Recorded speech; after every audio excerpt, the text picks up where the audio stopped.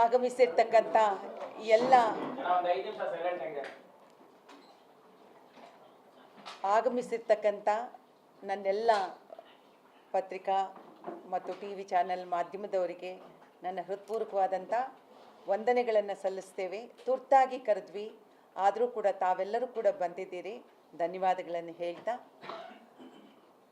ನೆಲ, ಜಲ, ಭಾಷೆ ಈ ಮೂರಕ್ಕೂ ಕೂಡ ಧಕ್ಕೆ ಆಗುತ್ತೆ ಎಂದಾಗ ಕನ್ನಡ ಚಲನಚಿತ್ರ ವಾಣಿಜ್ಯ ಮಂಡಳಿ, ಕರ್ನಾಟಕ ಚಲನಚಿತ್ರ ವಾಣಿಜ್ಯ ಮಂಡಳಿ ಯಾವತ್ತೂ ಕೂಡ ರೈತ ಬಾಂಧವರ ಪರ ನಾವ್ಯಾವತ್ತೂ ನಿಂತಿದ್ದೀವಿ. ಎಲ್ಲರೂ ಒಟ್ಟಿಗೆ ಸೇರಿದ್ದೀವಿ, ಒಟ್ಟಿಗೆ ಹೋರಾಟ ಮಾಡಿದ್ದೀವಿ. ಈ ಒಂದು ಪಂಕ್ತಿಯನ್ನು ನಮಗೆ ಡಾಕ್ಟರ್ ರಾಜ್ಕುಮಾರ್ ಅವರು ಹಾಕ್ಕೊಟ್ಟಿದ್ದಾರೆ. ಇಡೀ ಚಿತ್ರೋದ್ಯಮ ನಾವು ಒಟ್ಟಾಗಿರ್ತೀವಿ. ಅವತ್ತು ಮಹದಾಯಿ ಇರ್ಬೋದು, ಇವತ್ತು ಕಾವೇರಿ 4 TMC ನೀರನ್ನು ಬಿಡಬೇಕು ಅಂತ ಹೇಳಿದ್ದಾರೆ. ಒಂದು ಕಡೆ ಬರ, ಇನ್ನೊಂದು ಕಡೆ ಇವತ್ತಿನ ದಿನ ನಮಗೆ ಕುಡಿಯೋಕ್ಕೆ ನೀರಿಗೆ ತೊಂದರೆ ಆಗ್ತಿದೆ, ಮಳೆ ಬರ್ತಿಲ್ಲ ಸರಿಯಾಗಿ. ಇಂಥ ಸಂದರ್ಭದಲ್ಲಿ ನಾವೆಲ್ಲರೂ ಕೂಡ ವಾಣಿಜ್ಯ ಮಂಡಳಿ, ಪ್ರತಿ ಚಿತ್ರರಂಗ, ಕನ್ನಡ ಚಿತ್ರರಂಗ ಸಂಪೂರ್ಣವಾಗಿ ನಾವು ರೈತ ಬಾಂಧವರ ಜೊತೆಯಲ್ಲಿ ನಾವು ಇದ್ದೀವಿ ಅಂತ ಹೇಳಲಿಕ್ಕೆ, ಈ ಮೂಲಕ ನಾವು ಹೇಳಲಿಕ್ಕೆ ಇಚ್ಛಿಸ್ತೀವಿ. ಮಹದಾಯಿ ಹೋರಾಟದಲ್ಲೂ ಕೂಡ, ಕಳಸಾ ಬಂಡೂರಿಯ ಹೋರಾಟದಲ್ಲೂ ಕೂಡ ನಾವು ರೈತ ಬಾಂಧವರ ಪರವಾಗಿ ಇದ್ವಿ. ಹುಬ್ಬಳ್ಳಿಯಲ್ಲಿ ಹೋರಾಟವನ್ನು ಮಾಡಿದ್ವಿ. ನಾವೆಲ್ಲರೂ ಇಡೀ ಚಿತ್ರರಂಗ ಹೋಗಿದ್ವಿ. ಇದೇ ನಮ್ಮ ಸಾರಾ ಗೋವಿಂದ್ ಅವರಿದ್ದರು, ಇಡೀ ಅವರ ಅಧ್ಯಕ್ಷರಾಗಿದ್ದರು. ಕಲಾವಿದರ ಸಂಘದ ಅಧ್ಯಕ್ಷರು ಬಂದಿದ್ದಾರೆ, ಉಪಾಧ್ಯಕ್ಷರಲ್ಲ, ಈಗ ಅವರ ಅಧ್ಯಕ್ಷರೇ ಅವರು ಬಂದಿದ್ದಾರೆ. ನಮ್ಮ ವಾಣಿಜ್ಯ ಮಂಡಳಿಯ ಎಲ್ಲ ಕಾರ್ಯಕಾರಿ ಸಮಿತಿಯ ಗೌರವಾನ್ವಿತ ಸದಸ್ಯರೆಲ್ಲರೂ ಕೂಡ ಇಲ್ಲಿದ್ದಾರೆ, ಮಾಜಿ ಅಧ್ಯಕ್ಷರುಗಳಿದ್ದಾರೆ. ಇವರ ಮುಖಾಂತರ ನಂಗೆ ಹೇಳಲಿಕ್ಕೆ ಇಷ್ಟಪಡ್ತೀನಿ. ಯಾಕೆಂದರೆ ಭಾಷೆ ಬದುಕಿದ್ರೆ, ಮನುಷ್ಯ ಬದುಕಿದ್ರೆ, ನೆಲ ಜಲ ಇವತ್ತಿನ ದಿನ ನಮಗೆಲ್ಲರಿಗೂ ಇದ್ದರೆ ನಾವು ಬದುಕ್ತೀವಿ. ಆದರೆ ಅದಕ್ಕೆ ಧಕ್ಕೆ ಬಂದಾಗ ನಾವು ಯಾವತ್ತೂ ಕೂಡ ರೈತರ ಪರ ಇರ್ತೀವಿ. ಮೇಡಮ್, ಅಂದ್ರೆ ಈಗ ಅಂದ್ರೆ ಹೋರಾಟದ ರೂಪರೇಷೆ ಏನಾದ್ರು ಇದೆಯಾ, ಅಥವಾ ಕಲಾವಿದರನ್ನೆಲ್ಲ ಒಟ್ಟುಗೂಡಿಸಿ ಒಂದು ಕೆಲವು ಸಂದರ್ಭದಲ್ಲಿ ಆ ರೀತಿಯ ಪ್ರತಿಭಟನೆಗಳನ್ನು ಮಾಡಿದ್ದು ಉಂಟು, ಜಾಗೃತಿ ಮೂಡಿಸುವಂತ ಕೆಲಸ ಏನಾದ್ರು ಆಗುತ್ತಾ? ಯಾಕಂದ್ರೆ ಕಲಾವಿದರ ಸಂಘ ಪರವಾಗಿ ನಾನು ಮಾತಾಡ್ತೀನಿ, ಆಮೇಲೆ ಅವ್ರು ಮಾತಾಡ್ತಾರೆ. ಹೀಗೆ ಕೇಳುತ್ತೆ. ಮಾಧ್ಯಮದ ಮಿತ್ರರೇ, ಮುಂಗಾರು ಮಳೆ ಪ್ರಾರಂಭ ಆಗಿ 2 ತಿಂಗಳಾಗಿದೆ. 2 ತಿಂಗಳಿಂದ ಒಂದೇ ಒಂದು ಡ್ಯಾಮ್ಗೂ ಕೂಡ ಒಂದು ಹನಿ ನೀರು ಬಂದಿಲ್ಲ. ಈ ಪರಿಸ್ಥಿತಿಯಲ್ಲಿ ಇವತ್ತು ಏನು ಡೆಲ್ಲಿಲಿ ಕಾವೇರಿ ನೀರು ನಿಯಂತ್ರಣ ಮಂಡಳಿ ಇದೆಯೋ ಅದು ಅವೈಜ್ಞಾನಿಕವಾದಂಥ ಒಂದು ತೀರ್ಪನ್ನು ಕೊಟ್ಟಿದ್ದಾರೆ. ಅವರು ಕೊಡೋದಕ್ಕೆ ಮುಂಚೆ ಕರ್ನಾಟಕಕ್ಕೆ ಒಂದು ತಂಡವನ್ನು ಕಳಿಸಿ, ತಜ್ಞರ ತಂಡವನ್ನು ಕಳಿಸಿ ಇಲ್ಲಿ ಪರಿಶೀಲನೆ ಮಾಡಿ ಏನು ಪರಿಸ್ಥಿತಿ ಇದೆ ಕರ್ನಾಟಕದಲ್ಲಿ ಎಲ್ಲ ಡ್ಯಾಮ್ಗಳನ್ನ ಪರಿಶೀಲನೆ ಮಾಡಲಿ. ಕಳೆದ ವರ್ಷ ಬೇಕಾದಷ್ಟು ಮಳೆ ಆಯಿತು, ಸುಮಾರು 100 TMC ನೀರು ತಮಿಳ್ನಾಡಿಗೆ ಹೋಯಿತು. ನಾವು ಹಿಡಿದಿಟ್ಕೊಳ್ಳಿಲ್ಲ, ನಾವು ಬಿಡಬಾರ್ದು ಅಂತ ಯಾವತ್ತೂ ಇಲ್ಲ. ಏನು ಕಾವೇರಿ ನಿಯಂತ್ರಣ ಮಂಡಳಿ ಹೇಳ್ಕೊಂಡು ಬಂದಿದೆಯೋ ನೀರಿದ್ದಾಗೆಲ್ಲ ನಾವು ಬಿಟ್ಟಿದ್ದೀವಿ. ಆದರೆ ಪರಿಸ್ಥಿತಿ ಇವತ್ತು ಹಂಗಿಲ್ಲ, ಮಳೆ ಆಗಿಲ್ಲ. ಯಾಕೆ ಅಂತ ಹೇಳಿದ್ರೆ ಅದು ನಮ್ಮ ಕೈಯಲ್ಲಿಲ್ಲ. ಹಾಗಾಗಿ ಇವತ್ತು ಕುಡಿಯೋ ನೀರಿಗೆ ರೈತ ಹಾಹಾಕಾರ ಪಡ್ತಾ ಇದ್ದಾನೆ. ಮತ್ತು ಜಾನುವಾರು ಆ ಭಾಗದಲ್ಲಿ ಇವತ್ತಿನ ದಿವಸ ಭಾಳ ತೊಂದರೆಗೆ ಸಿಕ್ಕಾಕೊಂಡಿದ್ದೀವಿ. ಹಾಗಾಗಿ ನೀರನ್ನು ಬಿಡೋದಕ್ಕೆ ಸಾಧ್ಯ ಇಲ್ಲ ಅಂತ ಹೇಳಿ ಮಂಡ್ಯದಲ್ಲಿರುವಂಥ, ಮೈಸೂರಿನಲ್ಲಿರುವಂಥ ರೈತ ಬಾಂಧವರು ಹೋರಾಟವನ್ನು ಮಾಡ್ತಾಯಿದ್ದಾರೆ.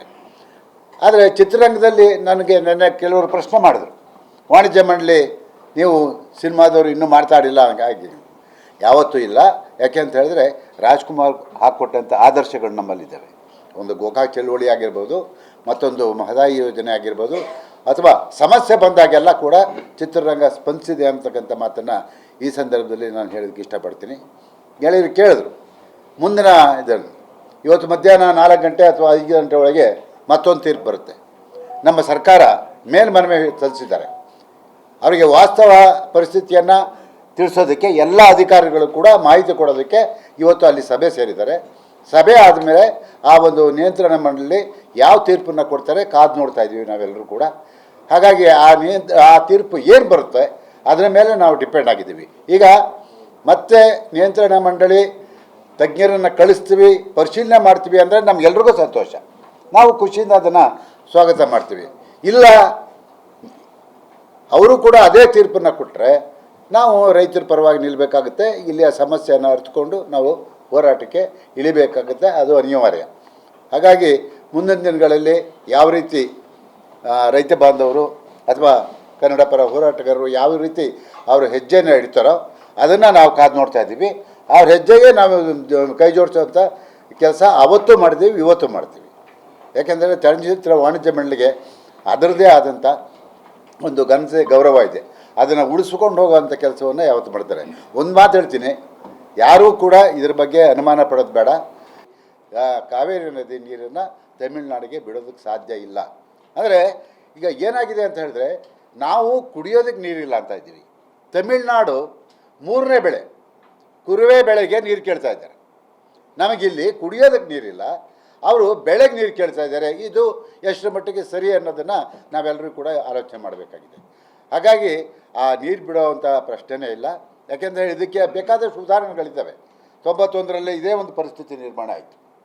ಆವತ್ತಿನ ಮುಖ್ಯಮಂತ್ರಿ ನಮ್ಮ ಬಂಗಾರಪ್ಪನವರು ಆವತ್ತು ನಮ್ಮ ಹೋರಾಟ ಎಲ್ಲವನ್ನು ನೋಡಿದ ಮೇಲೆ, ಕರ್ನಾಟಕದ ಹೋರಾಟ ನೋಡಿದ ಮೇಲೆ ಅವರು ಒಂದು ತೀರ್ಮಾನಕ್ಕೆ ಬಂದರು.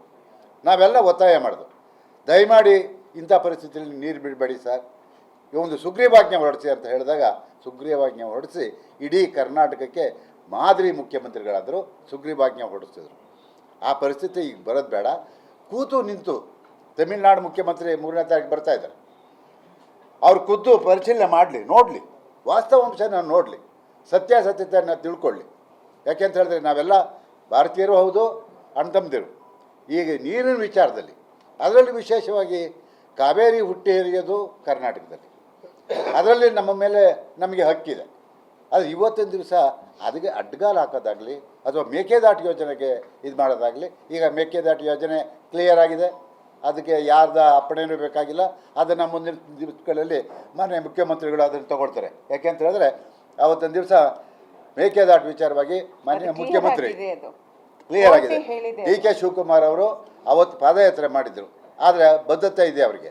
ಇವತ್ತು ಕೂಡ ರೈತರ ಮತ್ತು ಈ ನಾಡಿನ ಹಿತವನ್ನು ನಮ್ಮ ಮುಖ್ಯಮಂತ್ರಿಗಳು ಕಾಪಾಡ್ತಾರೆ, ಅದನ್ನು ಕಾಯ್ತಾರೆ ಅಂತ ನಂಬಿಕೆ ನನಗಿದೆ.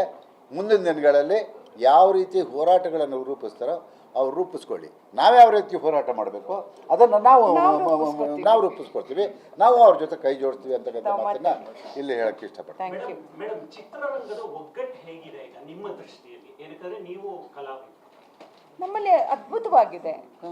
ಒಂದೇ ಒಂದು ಮಾತು ಹೇಳ್ತೀನಿ, ಚಿತ್ರರಂಗದಲ್ಲಿ ಕೆಲಸದಲ್ಲಿ ಒತ್ತಡದಲ್ಲಿ ನಾವು ಸ್ವಲ್ಪ ಕಾರ್ಯಕ್ರಮಗಳು ಮಾಡುವಾಗ ಬರುವಾಗ ಬರಲಿಲ್ಲ ಅಂತಲ್ಲ, ಬಟ್ ಒಂದು ಸತ್ಯ, ಭಾಷೆ, ನೆಲ, ಜಲ, ಈ 3 ವಿಚಾರಗಳು ಮಾತ್ರ ಬಂದರೆ ನಮ್ಮನ್ನು ಯಾರೂ ತಡೆಯೋಕ್ಕಾಗಲ್ಲ. ನಾವೆಲ್ಲ ಒಂದೇ ಧ್ವನಿ.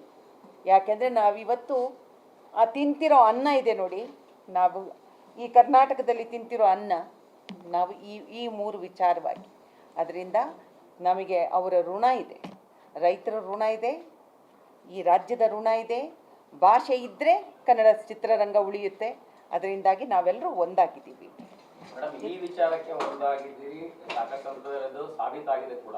ಬಟ್ ಕೆಲವು ಸಂದರ್ಭದಲ್ಲಿ ನಾವು ಕೂಡ ಇದನ್ನ ಕೇಳಿದ್ದೀವಿ, ಗಮನಕ್ಕೆ ತರುವಂತ ಪ್ರಯತ್ನ ಆಗಿದೆ. ಅಂದ್ರೆ ಈ ಇಂಡಸ್ಟ್ರಿಯ ಉಳಿವಿಗೂ ಕೂಡ ಚಿತ್ರೋದ್ಯಮದಲ್ಲಿ ಒಗ್ಗಟ್ಟಿಲ್ಲ ಅನ್ನುವಂತ ಚರ್ಚೆ ಸಾಕಷ್ಟು ಸಂದರ್ಭದಲ್ಲಿ ಆಗಿದೆ. ಒಂದು ನಿಮಿಷ ನಾನೇ ಮಾತಾಡ್ತೀನಿ.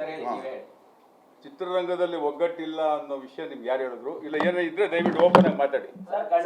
ಅದಲ್ಲ, ಒಂದ್ ನಿಮಿಷ ನಾನು ಪ್ರಶ್ನೆ ಮುಗಿಸ್ತೀನಿ, ಕೇಳಿಸ್ಕೊಳ್ಳಿ ಫಸ್ಟ್. ನಾವೆಲ್ಲ ಒಂದೇ ಕುಟುಂಬ ಇರ್ಲಿ, ಇದು ಕಾವೇರಿ ವಿಚಾರಕ್ಕೆ ಮಾತ್ರ ಸೀಮಿತವಾಗಿರ್ಲಿ ಸರ್, ಬೇರೆ ವಿಷಯ ಆಮೇಲೆ ಮಾತಾಡೋಣ. ದಯವಿಟ್ಟು ಹೌದು, ಎಲ್ಲ ಕಲಾವಿದರು ಬರಲೇಬೇಕು. ಬಟ್ ಇದನ್ನ ಬರೀ ಕಾವೇರಿಗೆ ಮಾತ್ರ ಸೀಮಿತ ಮಾಡ್ಕೊಳ್ತಾರೆ ಪ್ಲೀಸ್. ಹೌದು, ಇಂಡಸ್ಟ್ರಿ ಒಂದು ಉಳಿವಿನ ಪ್ರಶ್ನೆ ಕೂಡ ಇದೆ, ಅದು ಆಮೇಲೆ ಮಾತಾಡಿ. ಕೇಳಿಸ್ಕೊಳ್ಳಿ. ಚಿತ್ರರಂಗದಲ್ಲಿ ಇವತ್ತಲ್ಲ, ಎಷ್ಟೋ ವರ್ಷಗಳಿಂದ ಡಾಕ್ಟರ್ ರಾಜ್ಕುಮಾರ್ ಅವರ ಹಾದಿಯಲ್ಲಿ ಈ ಒಂದು ಸಮಸ್ಯೆ ಬಂದಾಗ, ನಾಡು ನುಡಿ ಜಲ ಭಾಷೆ ವಿಷಯ ಬಂದಾಗ, ಅದು ಎಂಥ ಸಂದರ್ಭದಲ್ಲಾದರೂ ಚಿತ್ರರಂಗನ ಬಂದ್ ಮಾಡಿ ಹೋರಾಟಕ್ಕೆ ಮಾಡಿದ್ದೀವಿ. ಅದೆಲ್ಲ ನಿಮ್ಮೆಲ್ಲರಿಗೂ ಗೊತ್ತಿರೋಂಥ ವಿಷಯ. ಹಾಗೆ ಇನ್ನೂ ಒಂದು ಹೆಜ್ಜೆ ಮುಂದಕ್ಕೆ ಇಟ್ಟು ಹೇಳ್ತೀನಿ, ನಮ್ಮ ಕರ್ನಾಟಕ ಚಲನಚಿತ್ರ ಕಲಾವಿದರ ಸಂಘದಲ್ಲಿ ಅಧ್ಯಕ್ಷರಾಗಿದ್ದಂಥ ಅಂಬರೀಷ್ ರವರು ಅಂಥ ಒಂದು ಸ್ಥಾನನ ತ್ಯಾಗ ಮಾಡಿದ್ದಾರೆ. ದಯವಿಟ್ಟು ಅರ್ಥ ಮಾಡ್ಕೊಳ್ಳಿ. ಅಂಥ ಒಂದು ಸ್ಥಾನನ ತ್ಯಾಗ ಮಾಡಿ ಸ್ಪಾಟಲ್ಲಿ ರಿಸೈನ್ ಮಾಡಿಬಿಟ್ಟು ಬಿಸಾಕ್ ಬಂದಿರೋ ಅಂಥ ಅಂಥ ಒಂದು ಸಚಿವ ಸ್ಥಾನನ ಬಿಟ್ಟು ಬಂದಂಥವ್ರು ಅವ್ರನ್ನೆಲ್ಲ ನಾವು ಅವ್ರ ಮಾರ್ಗದರ್ಶನದಲ್ಲಿ ನಡೀತಾ ಇದ್ದೀವಿ. ದಯವಿಟ್ಟು ಯಾವುದೇ ಅನುಮಾನ ಬೇಡ. ಈಗ ನಮ್ಮ ಅಧ್ಯಕ್ಷರಾಗ್ಬೋದು ಸಾರಾಗೋವಿಂದ್ ಅವರು ಹೇಳ್ದಂಗೆ ಈ ನಾಡು ನುಡಿ ಜಲ ಮತ್ತು ಭಾಷೆ ವಿಷಯದಲ್ಲಿ ಏನೇ ಬಂದರೂ ಕರ್ನಾಟಕ ಚಲನಚಿತ್ರ ವಾಣಿಜ್ಯ ಮಂಡಳಿ ಅಂದರೆ ಕಲಾವಿದರ ಸಂಘ ಕೂಡ ಒಂದು ನಿಮಿಷ ಪ್ರತಿ ಅಂಗಗಳು ಕೂಡ ಅದನ್ನ ಹೇಳಕ್ ಬಂದೆ. ಕರ್ನಾಟಕ ಚಲನಚಿತ್ರ ವಾಣಿಜ್ಯ ಮಂಡಳಿ ಒಂದು ತೀರ್ಮಾನ ತಗೊಂಡ್ರೆ ಎಲ್ಲ ಅಂಗ ಸಂಘ ಸಂಸ್ಥೆಗಳೆಲ್ಲರೂ ಅದನ್ನು ಪಾಲಿಸ್ತೀವಿ. ನಮ್ಮಲ್ಲಿ ಏನೇ ಸಣ್ಣ ಪುಟ್ಟ ಒಗ್ಗಟ್ಟು ಅದನ್ನೆಲ್ಲ ಚಿತ್ರರಂಗದ ಬೆಳವಣಿಗೆಗೆ ಇರುತ್ತೆ ಹೊರತು ಆ ಕಿತ್ತಾಟ ಪತ್ತಾಟ ಏನಿದ್ರು ಚಿತ್ರರಂಗದ ಬೆಳವಣಿಗೆಗೆ ಇರುತ್ತೆ ಹೊರತು ಬಟ್ ವೈಯಕ್ತಿಕವಾಗಿ ನಮ್ಮಲ್ಲಿ ಯಾವುದೇ ದ್ವೇಷ ಇಲ್ಲ. ಚಿತ್ರರಂಗ ಬೆಳೀಬಾರ್ದು ಅನ್ನೋ ಉದ್ದೇಶದಿಂದ ಯಾರೂ ಇಲ್ಲ. ಇಲ್ಲಿ ಚಿತ್ರರಂಗ ಬೆಳೆಯೋಕ್ಕೋಸ್ಕರನೇ ಆ ಒಗ್ಗಟ್ಟು ಇರಲ್ಲ ಅಂತ ನೀವು ಅಂದ್ಕೊಂಡಿರ್ಬೋದೇನೋ. ಇದರಲ್ಲಿ ಇನ್ನೊಂದ್ಸರಿ ಮಾತಾಡೋಣ. ಬಟ್ ಯಾವುದೇ ಭೇದ ಭಾವ ಬೇಡ. ಕರ್ನಾಟಕ ಚಲನಚಿತ್ರ ವಾಣಿಜ್ಯ ಮಂಡಳಿ ಜೊತೆಯಲ್ಲಿ ಕರ್ನಾಟಕ ಚಲನಚಿತ್ರ ಕಲಾವಿದರ ಸಂಘನೂ ಯಾವತ್ತಿಗೂ ಇದೇ ಅಲ್ಲ, ಈ ಹೋರಾಟಕ್ಕಲ್ಲ ಎಲ್ಲ ಹೋರಾಟಕ್ಕೂ ಜೊತೆಲಿ ಇದ್ದೇ ಇರ್ತೀವಿ. ದಯವಿಟ್ಟು ಅರ್ಥ ಮಾಡ್ಕೊಳ್ಳಿ. ಆಮೇಲೆ ಒಂದು ಮಾತು ತಿಳ್ಕೊಳ್ಳಿ, ಕಲಾವಿದರು ಬಂದರೆ ಸಕ್ಸಸ್ ಆಗುತ್ತೆ ಇದು ಅನ್ನೋ ತಿಳ್ಕೊಬೇಡಿ. ಬರ್ತಾರೆ, ಎಷ್ಟು ಜನ ಕಲಾವಿದರು ಅಂತ ನಿಮ್ಗೆ ಗೊತ್ತು ಚೆನ್ನಾಗಿ, ಎಲ್ಲರೂ ಬರ್ತಾರೆ, ಅನುಮಾನನೇ ಬೇಡ ಅಂತ ಇನ್ನೊಂದು ಸರಿ ಹೇಳ್ತಾ ಇದ್ದೀನಿ. ದಯವಿಟ್ಟು ಈ ಒಂದು ಹೋರಾಟಕ್ಕೆ ನಾವೆಲ್ಲರೂ ಇದ್ದೀವಿ. ಸಾರಾಗೋವಿಂದ್ ಅವರು ಮತ್ತು ನಮ್ಮ ಅಧ್ಯಕ್ಷರಿದ್ದಾರೆ. ಕರ್ನಾಟಕ ಚಲನಚಿತ್ರ ವಾಣಿಜ್ಯ ಮಂಡಳಿ ಏನೇ ತೀರ್ಮಾನ ತಗೊಂಡು ಯಾವತ್ತು ಬಂದಾಗಲಿ ಇನ್ನೊಂದು ಯಾವುದೇ ಕಾರಣಕ್ಕೂ ಇವತ್ತು ಗೋವಿಂದ್ ಅವರು ಹೇಳಿದ ಸಂಜೆ ಮೀಟಿಂಗ್ ಇದೆ ಅಂತ, ಆ ಮೀಟಿಂಗ್ ಆದ ನಂತರ ಯಾವ ಥರ ತೀರ್ಮಾನ ತಗೋಬೇಕು ನಮ್ಮ ಅಧ್ಯಕ್ಷರು ತಗೊಂಡ್ಮೇಲೆ ಅವರಿಂದ ನಾವೆಲ್ಲ ಹೇಳ್ತೀವಿ. ಸರಿ ಇದೆ, ಆದ್ರೆ ಕಲಾವಿದರ ಸಂಘ ಇದೆ. ಅಂಬರೀಷ್ ಅವರು ಹೋದ್ಮೇಲೆ ಅಧ್ಯಕ್ಷ ಸ್ಥಾನ ಅಂತ ಇಲ್ಲಿಗೆ ಸರ್ ಇದು ಪ್ರಸ್ತುತ ಅಲ್ಲ. ದಯವಿಟ್ಟು ಡಿಬೇಟ್ ಸ್ವಲ್ಪ ಎದ್ದಿದ್ಕೊಂಡು ಮಾತಾಡೋಣ. ಕಲಾವಿದ ಸಂಘಕ್ಕೆ ಒಂದು ಅಧ್ಯಕ್ಷ ಸ್ಥಾನಕ್ಕೆ ಯಾವ್ದು ಇವಾಗ ಯಾವ ತರ ನೀವು ಕಲಾವಿದರಾಗಿ ಕೂತ್ಕೊಂಡು ಈಗ ಸಮಸ್ಯೆ, ಇಂಡಸ್ಟ್ರಿ ಸಮಸ್ಯೆ ಆಗ್ಬೋದು, ಈಗ ಥಿಯೇಟರ್ ಸಮಸ್ಯೆ ಆಗ್ಬೋದು, ಪೈರಸಿ ಸಮಸ್ಯೆ ಆಗ್ಬೋದು, ಟಿಕೆಟ್ ಬೆಲೆ ಆಗ್ಬೋದು, ಯಾರು ಧ್ವನಿ ಇರ್ತಿಲ್ಲ. ಸೊ ನೀವು ಹೇಳಿ ಕರೆಕ್ಟ್ ಇದೆ, ನೆಲ ಭಾಷೆ ಅಂತ ಬಂದಾಗ ಎಲ್ಲರೂ ಒಗ್ಗಟ್ಟಾಗ್ತಾರೆ. ಅದರಲ್ಲೂ ಈಗ ಇಂಡಸ್ಟ್ರಿ ಒಳಿತಿಗಾಗಿ ಮಾಡಬೇಕು ಅಂತ ಕೆಲವೊಂದು ಕೆಲಸಗಳಿದೆ. ಅಂಬರೀಷ್ ಅವ್ರ ಹೋದ್ಮೇಲೆ ಕನ್ನಡ ಚಿತ್ರರಂಗದಲ್ಲಿ ಯಾರು ನಾಯಕತ್ವ ವಹಿಸ್ಕೊಳ್ಳೋರು ಯಾರು ಇಲ್ವಾ ಹೇಳ್ರು ಮುಗಿಸಿರಿ ಅಷ್ಟೇ ಸರ್. ಈಗ ಬರೀ ನಾಯಕರ ಮಾತ್ರ, ಯಾಕೆ ನಾಯಕಿಯರು ಏನು ಹೆಂಗಸರ ಹೆಸರೇ ಇಲ್ವಾ ನಿಮ್ಗೆ? ಹೇಳಿ ಅಲ್ಲ, ಹೇಳಿ ಹೆಣ್ಣು ಮಕ್ಕಳು ಏನು ಇಲ್ವಾ? ಸರಿಗ ಒಂದ್ ನಿಮಿಷ ಕೇಳಿಸ್ಕೊಳ್ಳೋಣ. ಈಗ ಕರೆದಿರೋ ಅಜೆಂಡಾನೇ ಬೇರೆ. ದಯವಿಟ್ಟು ಮಾಡೋದು ಬೇಡ. ಸುಮ್ಮನೆ ನಾವು ಎಲ್ಲದಕ್ಕಿಂತ ಇದು ತುಂಬಾ ಬರ್ನಿಂಗ್ ಇಶ್ಯೂ. ಇದಕ್ಕೆ ನಾವು ಗಮನ ಹರಿಸೋಣ. ದಯವಿಟ್ಟು ಬೇರೆ ಮಾತುಗಳನ್ನ ನಿಲ್ಸೋಣ. ರೈತರು ಒಳ್ಳೇದಾದ್ರೆ ನಾವು ಆಟೋಮೆಟಿಕ್ ಆಗಿ ನಾವು ಯಾವತ್ತೂ ಒಂದಾಗೇ ಇದ್ದೀವಿ. ಖಂಡಿತವಾಗ್ಲೂ ನೀವು ಆ ಥರದ ಒಡಕು ಧ್ವನಿ ನಮ್ಮಲ್ಲಿ ಇಲ್ಲ. ಮೇಡಮ್ ನಿಜವಾಗ್ಲೂ ಇವತ್ತು ಆಕ್ಚುಲಿ ನೀವು ಎಲ್ಲ ಸೇರಿ ದಿಢೀರ್ ಅಂತ ಹೇಳಿ ಈ ತರ ಎಲ್ಲರೂ ಸಂಘದವರೆಲ್ಲ ಸೇರಿಕೊಂಡ್ರಿ ತೀರ್ಮಾನ ತಗೊಂಡ್ರಿ. ಆಕ್ಚುಲಿ ಏನ್ ಮಾಡ್ಬೋದು ಅಂತ ಅನ್ಕೊಂಡು ಒಂದು ಡಿಸಿಷನ್ ಆಗಿದೆ ಅಂತ ಈ ರಾಜ್ಯದಲ್ಲಿ ಮುಖ್ಯಮಂತ್ರಿಯವರಿದ್ದಾರೆ, ಜಲಸಂಪನ್ಮೂಲ ಮಂತ್ರಿಯವರಿದ್ದಾರೆ, ನಮ್ಮಲ್ಲಿ ರಾಜ್ಯದ ಮಾಜಿ ಮುಖ್ಯಮಂತ್ರಿಗಳಿದ್ದಾರೆ, ಎಲ್ಲರೂ ಇದ್ದಾರೆ, ಬಹಳ ವರಿಷ್ಠರಿದ್ದಾರೆ ಪಕ್ಷದಲ್ಲಿ. ಅವರೆಲ್ಲರೂ ಕೂಡ ತುಂಬ ಒಳ್ಳೆ ತೀರ್ಮಾನಗಳನ್ನು ತಗೊಳ್ತಾರೆ. ಯಾಕೆಂದರೆ ಅವರೆಲ್ಲರೂ ಕೂಡ ರೈತರ ಪರ ನಿಂತಿರ್ತಕ್ಕಂಥವ್ರು, ಬಡವರ ಪರ ನಿಂತಿರ್ತಕ್ಕಂಥವ್ರು, ಈ ರಾಜ್ಯಕ್ಕೆ ಏನು ಬೇಕು ಬೇಡ ಅಂತ ಗೊತ್ತಿರ್ತಕ್ಕಂಥವ್ರು. ಈಗ ನಮಗೆ ಇನ್ನೊಂದು ಒಂದು ನಿಮಿಷ ನಿನ್ನೆ ಜಲಸಂಪನ್ಮೂಲ ಸಚಿವರಾದಂಥ ನಮ್ಮ ರಾಮಲಿಂಗಾರೆಡ್ಡಿಯವರೇ ಹೇಳಿದ್ದಾರೆ ನಮಗೆಲ್ರಿಗೂ, ನಾವು ನೀರು ಬಿಡೋಕ್ಕೆ ಸಾಧ್ಯ ಇಲ್ಲ ಅಂತ ಅಂಕಿಅಂಶ ಸಮೇತ ಅವ್ರು ಕೊಟ್ಟಿದ್ದಾರೆ. ಅವರೇ ಹೇಳಿದ್ದಾರೆ ನೀರು ಬಿಡೋದಿಲ್ಲ ಅಂತ ಹೇಳ್ಬಿಟ್ಟು. ಅವ್ರು ಹೇಳಿದ ಮೇಲೆ ಸರ್ಕಾರ ಹೇಳ್ದಂಗೆ. ಓಕೆ, ಈಗ ಸಿಎಂ ವಿಜಯ್ ಅವರು 3ನೇ ತಾರೀಕು ಬರ್ತಾ ಇದ್ದಾರೆ ಕರ್ನಾಟಕಕ್ಕೆ. ಹಾಗಾಗಿ ಅವರು ಕೂಡ ಚಿತ್ರರಂಗದಲ್ಲಿ ಇದ್ದವರೇನೆ, ಅವರು ನಿಮ್ಗೆಲ್ಲ ಒಡನಾಟ ಇದ್ದಂತವ್ರು ಅಂತ ಅನ್ಕೋತೀನಿ. ಸೊ ಹಾಗಾಗಿ ನಿಮ್ಮ ನಿಯೋಗ ಯಾರು ಹೋಗಿ ಅವ್ರ ಜೊತೆಗೆ ಅವ್ರು ಮನವರಿಕೆ ಮಾಡುತ್ತೆ ಕೆಲಸ ಪ್ರಯತ್ನ ನೀವು ಹೇಳಿದ್ರಲ್ಲ, ಇವಾಗ ಪ್ರಯತ್ನ ಮಾಡ್ತೀವಿ. 3ನೇ ತಾರೀಕು ಬಂದೋಗ್ಲಿ, ಹೋದ್ಮೇಲೆ ಅವ್ರ ಅಭಿಪ್ರಾಯ ತಿಳ್ಕೊಂಡು ಇದೆಲ್ಲ ತರದ ವ್ಯವಸ್ಥೆ ಏನ್ ಮಾಡ್ಬೇಕು. ನಾವು ಯಾವತ್ತೂ ಪಾಸಿಟಿವ್ ಆಗಿ ಯೋಚನೆ ಮಾಡ್ತೀವಿ ಸರ್. ಅವರು ಚಿತ್ರರಂಗದವರು ಅಂತ ಅಲ್ಲ, ಅವರು ಅಲ್ಲಿಂದ ಬಂದರೆ ಎಲ್ಲ ಬೇರೆ ಬೇರೆ ಹೊಸ ಹೊಸ ಯೋಜನೆಗಳನ್ನು ರೂಪಿಸಿದಂಥವ್ರು. ಕರ್ನಾಟಕದ ಬಗ್ಗೆನೂ ಕೂಡ ಅವರು ಒಂದು ಒಳ್ಳೆ ನಿಲುವನ್ನು ತಗೊಳ್ಳಿ ಅಂತ ನಾನು ದೇವರಲ್ಲಿ ಅವ್ರಿಗೆ ತಿಳುವಳಿಕೆ ಬರಲಿ ಅಂತ ಕೇಳ್ಕೊತೀನಿ. ಈಗ CWMA ಮೀಟಿಂಗ್ ನಡೀತಾ ಇದೆ ಡೆಲ್ಲಿನಲ್ಲಿ. ಅಟ್ ಪ್ರೆಸೆಂಟ್ ಇನ್ನು ಅರ್ಧ ಗಂಟೆ ಒಳಗಡೆ ಸುದ್ದಿ ಅಂತ ಗೊತ್ತಾಗುತ್ತೆ. ಆದ್ರೆ ಇಲ್ಲಿ ಚರ್ಚೆ ಆಗ್ತಾ ಇರ್ತಕ್ಕಂಥದ್ದು ಸರ್ಕಾರದ ವೈಫಲ್ಯ ಇದಕ್ಕೆ ಪ್ರಮುಖ ಕಾರಣ ಅನ್ನುವಂಥದ್ದು ಬಹಳಷ್ಟು ಚರ್ಚೆ ಆಗ್ತಾ ಇದೆ. ಯಾವ ಸರ್ಕಾರದ ವೈಫಲ್ಯ? ಕೇಂದ್ರ ಸರ್ಕಾರದ್ದು ಅಲ್ಲ, ರಾಜ್ಯ ಸರ್ಕಾರ ಲೀಗಲ್ ಅಥಾರಿಟಿನಲ್ಲಿ ಬಂದಾಗ ರಾಜ್ಯ ಸರ್ಕಾರದ ವೈಫಲ್ಯ ಎದ್ದು ಕಾಣ್ತಾ ಇದೆ ಅಂತ ಹೇಳಿ ಆಸ್ ಅನ್ ಆಪೋಸಿಷನ್ ಪಾರ್ಟಿ ಕೂಡ ಅಲಿಗೇಷನ್ ಮಾಡ್ತಾ ಇದೆ. ಆಪೋಸಿಷನ್ ಪಾರ್ಟಿ ಇರೋದೇ ಅಲಿಗೇಷನ್ ಮಾಡಕ್ಕಲ್ವಾ sir? But it is true no ಅಲ್ಲ, ಇದು ನಮಗೆ ಸಂಬಂಧ. ಇದು ಸರ್, ನಾವಿಲ್ಲಿ ವಾಣಿಜ್ಯ ಮಂಡಳಿ ರಾಜಕಾರಣವನ್ನ ಮಾತಾಡೋದಿಲ್ಲ. ಯಾಕೆಂದ್ರೆ ಸರ್, ನಮ್ಮ ಸಂಸ್ಥೆಗಳು ಯಾವುದೇ ಸರ್ಕಾರ ಬಂದರೂ ಕೂಡ ಅವರು ಸರ್ಕಾರ ಬಂದಾಗ ನಮಗೆ ನಾವು ಎತ್ಕೊಂಡವ್ರು ಕೂಸು, ಗೊತ್ತಾಯ್ತಾ? ನಾವು ಇದ್ರ ಬಗ್ಗೆ ಅವರ ವೈಫಲ್ಯ ಇವರ ವೈಫಲ್ಯ ಅಂತ ನನಗೆ ಗೊತ್ತಿಲ್ಲ. ನಾವು ಕಾವೇರಿ ರಕ್ಷಣೆ ನಮ್ಮ ಸರ್ಕಾರ ಮಾತ್ರ ಒಳ್ಳೆಯದನ್ನೇ ಮಾಡ್ತಿದೆ. ಸರ್ಕಾರ ಇಟ್ಕೊಂಡು ಮಾಡೋದು ನಾವು. ಅಲ್ಲ, ಒಂದ್ ನಿಮಿಷ ಹೇಳ್ತೇನೆ. ಸರ್ಕಾರದ ವೈಫಲ್ಯ ಇರೋದ್ರಿಂದ ಸರ್ಕಾರ ಜೊತೆ ತಮ್ಮ ಕಮ್ಯುನಿಕೇಶನ್ ಸರ್, ಸರ್ಕಾರದ ವೈಫಲ್ಯ ಏನ್ ಸರ್ ಸರ್ಕಾರದ ವೈಫಲ್ಯ? ಅದೇ ನನ್ನ ಪ್ರಶ್ನೆಗೆ ಉತ್ತರ ಬೇಕು. ಸರ್ಕಾರದ ವೈಫಲ್ಯ ಏನು? ಅಲ್ಲ, ಲೀಗಲ್ ಅಥಾರಿಟಿನಲ್ಲಿ ಸರ್ಕಾರದ ವೈಫಲ್ಯ ಇದೆ ಅಂತ ಹೇಳಿ ಯಾರು ಅವ್ರು ಹೇಳಿದ ತಕ್ಷಣನೇ ನಾವು ಕೇಳ್ಬಿಡ್ತೀವ? ಸರ್, ವೈಫಲ್ಯ ಏನು? ಇವರೇ ಒಂದು ನಿಮಿಷ 2008ರಲ್ಲಿ ಈ ಒಂದು ಕಾವೇರಿ ನಿಯಂತ್ರಣ ಮಂಡಳಿ ಸ್ಟಾರ್ಟ್ ಆಗಿತ್ತು. ಅವತ್ತಿಂದ ಇವತ್ತಿನವರೆಗೂ ನಮಗೆ ಅಲ್ಲಿಂದ ನ್ಯಾಯ ಸಿಕ್ಕಿದ್ಯಾ? ಆದರೆ ಎಲ್ಲ ಬಾರಿನೂ ನಮ್ಮ ಸರ್ಕಾರದ ಅಧಿಕಾರಿಗಳು ಲಾಯರ್ಗಳು ವೈಫಲ್ಯ ಆಗಿದ್ದಾರ?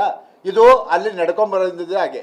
ಯಾಕೆ ಅಂತ ಹೇಳಿದ್ರೆ ಭಾರತದ ಭೂಪಟದಲ್ಲಿ ಕರ್ನಾಟಕ ಇದೆಯೋ ಇಲ್ವೋ ನಮಗಿನ್ನೂ ಗೊತ್ತಿಲ್ಲ.